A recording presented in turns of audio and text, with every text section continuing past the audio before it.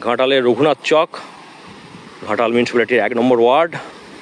আর এই দেখতে পাচ্ছেন ক্যালভার্টের তলা দিয়ে শিলাবতীর প্লাবনের জল হুসুর শব্দে ঢুকছে এবং ঘাটাল শহরের প্রায় 12খানা ওয়ার্ড রয়েছে এপারের প্লাবিত করছে। এই হচ্ছে পরিবেশ পরিস্থিতি।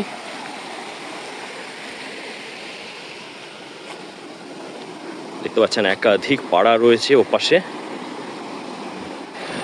ঘাটালে বন্যা ব্যবস্থাপনার কিছু খণ্ডচিত্র এত বড় ফ্লেক্সে দেখানো হচ্ছে। তো ভাষা বলে মতো ইউটিউব চ্যানেলে আপনাদেরকেও দেখিয়ে দিই। মুখ্যমন্ত্রী ঘাটালে পা দেওয়ার আগে ঘাটালে খুব গুরুত্বপূর্ণ মোড় বিবেকানন্দ মোড়ের পরিস্থিতি। আর এখানে উনি ঘাটালবাসীর উদ্দেশ্যে বার্তা দেবেন। তাড়াতাড়ি বর্ষা আসায় তার সঙ্গে বন্যাটাও এসেছে আর একের পর এক ডিঙি তৈরির কাজটা চলছে।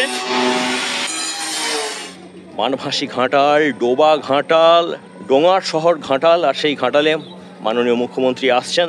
তো আমরা তো আশা করবই ঘাটালের জন্য যেন বিশেষ কিছু থাকে, দীর্ঘদিনের বঞ্চিত অঞ্চল। আর সেখানে অন্তত আঞ্চলিক উন্নয়ন শুধু না, যে বৈষম্য রয়েছে সেটা যেন দূরীভূত হয়। তো আমরা যেন মেদিনীপুর বা খড়গপুরের মতোই সাইন বা উজ্জ্বল হতে পারি। তো একবারে একটা কোণে ঘাটাল মহকুমা পড়ে রয়েছে পশ্চিম মেদিনীপুরের। অবশ্যই ভাষা বলে মতো ইউটিউব চ্যানেল অবশ্যই চায় যে এটা যেন আলাদা একটা ডিস্ট্রিক্ট বা ভবিষ্যতে যেন আলাদা একটা নতুন জেলা হয়ে ওঠে, তার নিজস্ব আঞ্চলিক উন্নয়ন এবং পরিকল্পনাগুলোকে ঠিকঠাকভাবে রূপদান করার জন্য। মাননীয় মুখ্যমন্ত্রী আসার আগেই নিশ্ছিদ্র নিরাপত্তায় সেজেছে ঘাটাল শহর। আমি ওপাশে এগিয়ে যাচ্ছি। ঘাটালের আড়গোড়া অত্যন্ত প্রাচীন অঞ্চল। 1 নম্বর ওয়ার্ড রয়েছে, 2 নম্বর ওয়ার্ড রয়েছে। আর তার সঙ্গে বন্ধুরা যেটা বলার, সেই চাতাল এখানেই 2021 সালের আপনার 10ই আগস্ট মাননীয় মুখ্যমন্ত্রী এসেছিলেন। তো ভাষা পোল এসে গেছে, মানে সেই তথ্যগুলো একবারে গ্রাউন্ড জিরো থেকে আপনাদেরকে তুলে ধরছি, শেয়ার করছি। খুব গুরুত্বপূর্ণ জায়গা। আর এখান থেকে উনি বন্যা পরিদর্শন করবেন। আর এই মুহূর্তে দেখতে পাচ্ছেন 8টা বেজে গেছে, যেহেতু সরকারি খেয়া, সরকারি নৌকো সেটা দেওয়ার কাজটা চলছে, সেভাবে পরিবহনটা চলছে।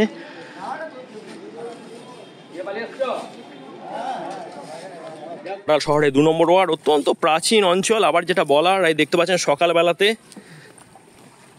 তো বিভিন্ন কাজে বিভিন্ন প্রয়োজনে ঘাটাল শহরের বাজার যেতে হয় বা অন্যান্য অনেকে চাকরিও করেন।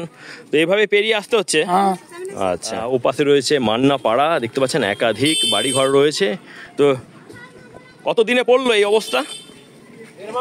1.5 মাসে পড়লো। আচ্ছা, এই জলযন্ত্রণার চিত্র আপনাদের সঙ্গে শেয়ার করে নিচ্ছি। বন্ধুরা, রঘুনাথ চকের রাস্তার অবস্থা দেখতে পাচ্ছেন খুবই খারাপ। বাঁধের অবস্থাও খুব একটা ভালো না। আর তার সঙ্গে এই হচ্ছে ঘাটালের বন্যার চিত্র। আর এই পাশটা ঘুরিয়ে দিই। কেউ ভাবতে পারছেন এটা ঘাটালের 1 নম্বর ওয়ার্ড? আদৌ কি শহর বলে মনে হচ্ছে? দেখুন কি অবস্থা।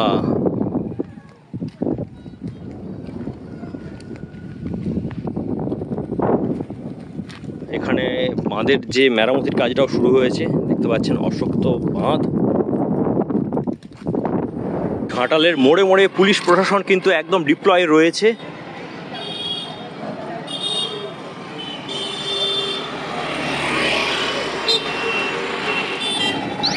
ঘাটাল ঘড়ি মোড়ের পরিস্থিতি।